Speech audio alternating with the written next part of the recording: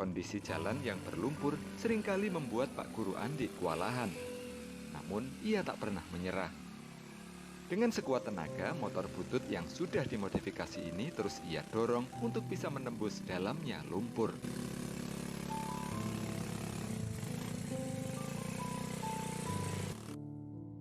Setelah sampai di tanah kering, sedikit demi sedikit lumpur Ungkapan yang guru menghalangi sebagai berputarnya pahlawan roda tanpa kami tanda bersihkan. jasa sudah sangat biasa didengar sejak dulu.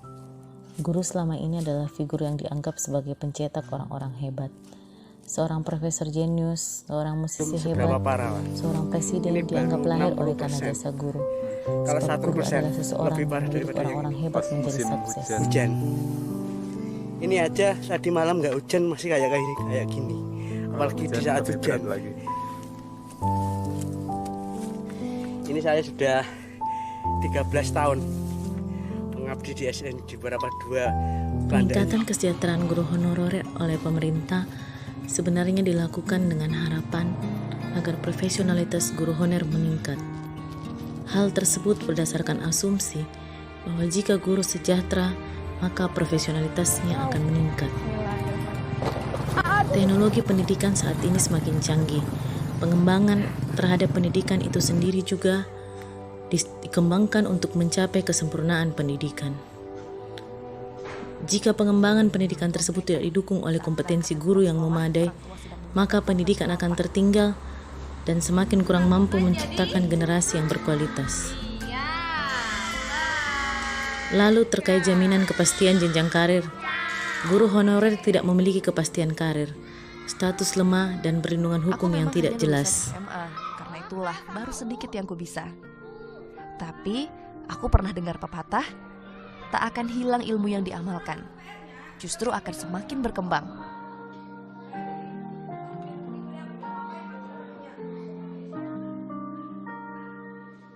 Sedangkan Bu Ade, ia lulusan sarjana pendidikan guru sekolah dasar.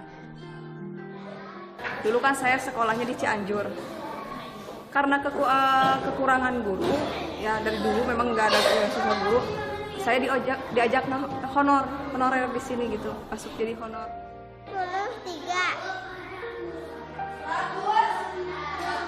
Ia pernah 2 kali ikut tes calon pegawai negeri tapi selalu gagal. Hingga kini Bu Ade masih mengajar di kelas 3. 150. Honor kami setiap bulan sama, Rp300.000. Sebagai sarjana, awalnya Bu Ade masih mendapatkan tunjangan guru daerah terpencil. Namun sejak Sukabumi melepaskan status sebagai daerah terpencil pada Januari lalu, tunjangan itu pun hilang. Mas Kadafi yang bahwa prioritas agenda Pak Jokowi adalah SDM unggul. Nah, kalau berbicara SDM unggul, tentu kita harus berbicara targetnya adalah guru. Karena jujur sajalah, kita ini yang hadir di sini, duduk di sini adalah produk dari guru honorer. Kita bisa duduk di sini jadi politisi, jadi pejabat, jadi apapun juga. Mungkin dulu pernah diajar oleh guru honorer yang usianya saat ini mungkin sudah 50, sudah 60. Dan mereka sudah mengajar lebih dari puluhan tahun. Produk dari guru honorer yang belum bersertifikasi, yang masih seperti itu, yang penghasilan masih 300.000, 500.000 saja, sudah bisa jadi pejabat-pejabat besar. Apalagi jika pendapatan dan kesejahteraan mereka meningkat. Relevansinya adalah jika guru bergaji rendah dan gaji tersebut hanya cukup untuk mencukupi kebutuhan hidupnya, bagaimana seorang guru dapat meningkatkan profesionalitasnya? Sedangkan untuk meningkatkan profesionalitas, guru juga butuh belajar. Dan untuk belajar, guru butuh sejumlah biaya. Guru honorer harus berusaha sendiri untuk meningkatkan kompetensinya agar tetap profesional dalam tugasnya. Sementara umumnya, diklat-diklat yang dilaksanakan oleh pemerintah hanya untuk guru PNS.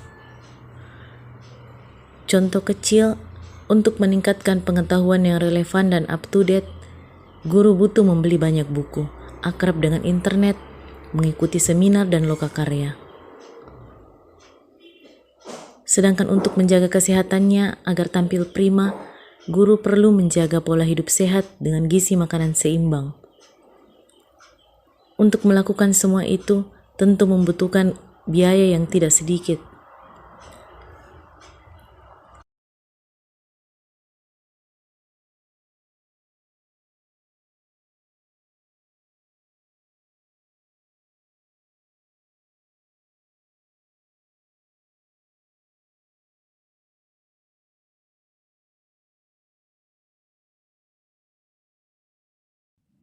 Berbagai hal telah dilakukan oleh guru honorer untuk mencari perhatian dari pemerintah.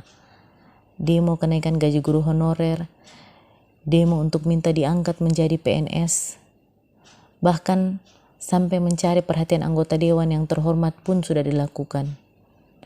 Namun apakah ini bisa menyelesaikan masalah? Peningkatan kesejahteraan guru menjadi impian besar, sebab peran guru honorer untuk memajukan pendidikan sudah cukup besar, meskipun kesejahteraan yang dirasakan guru honorer belumlah maksimal. Perkenalkan, nama saya Lina Kurniati, SPD. Bukan sarjana pemberi dosen, tapi benar-benar sarjana yang qualified di bidang pendidikan. Insya Allah, karena terbukti murid-murid saya selama saya mengajar hampir 20 tahun, sudah banyak yang menjadi pengabdi-pengabdi di Ibu Pertiwi ini, Pak.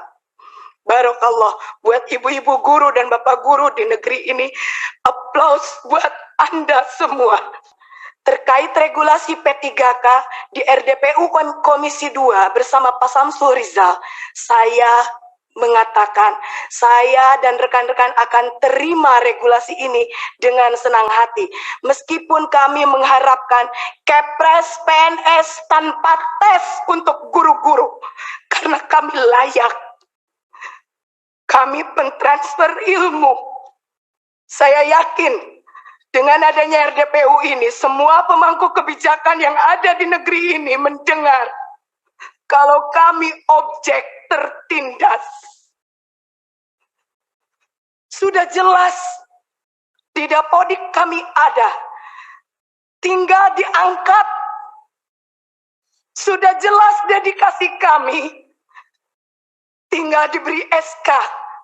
Kami tidak meminta gaji yang spektakuler, tapi kami ingin diakui. Pak Jokowi lihat kami. Baru-baru ini, statement Mas Nadiem, maaf, karena kami di Dinas Pendidikan, kami pendidik.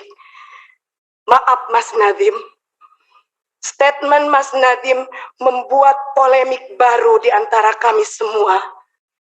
Kalau memang dana untuk penggajian P3K seperti yang Mas Nadiem omongkan, tolong pisahkan DAU yang turun ke kabupaten atau kota, dibedakan Pak amplopnya, dicap, ditulis ini untuk pendanaan P3K. Kami bukan boneka, Pak. Kami bukan boneka yang bisa digonjang-ganjing. Sampai saya mikir,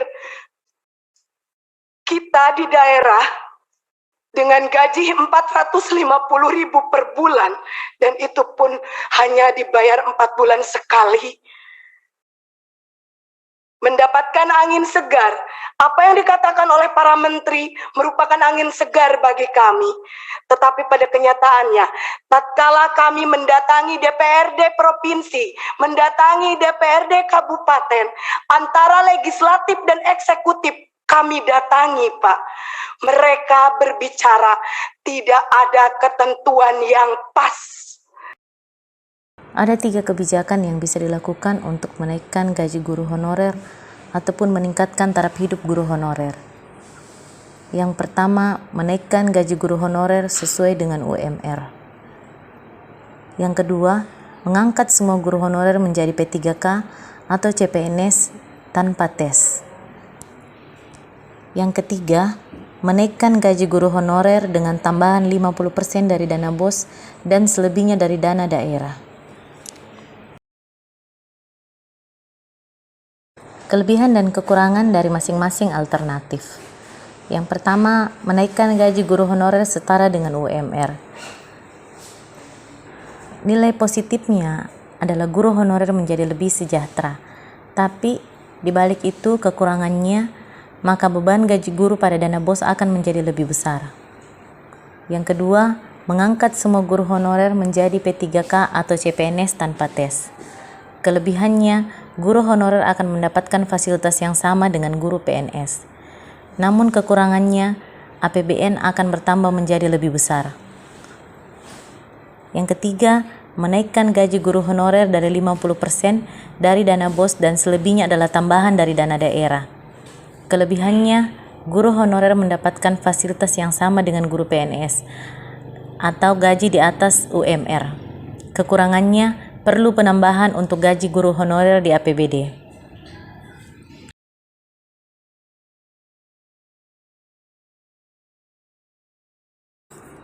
Alternatif yang dipilih adalah alternatif ketiga, yaitu menaikkan gaji guru honorer dari 50% dari dana BOS dan selebihnya adalah tambahan dari dana daerah sehingga gaji guru honorer menjadi setara UMR.